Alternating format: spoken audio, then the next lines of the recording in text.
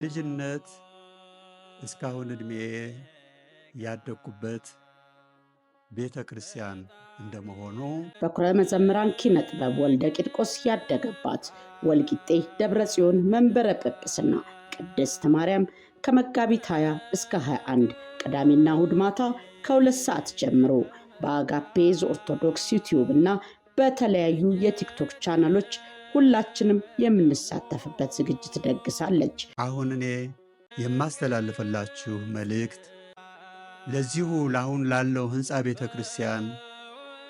ለማስፈጸሚያ ከመጋቢት 20 እስከ 21 ቀን በሚደረገው ገቢ ማሰባሰብ ድርሻችሁን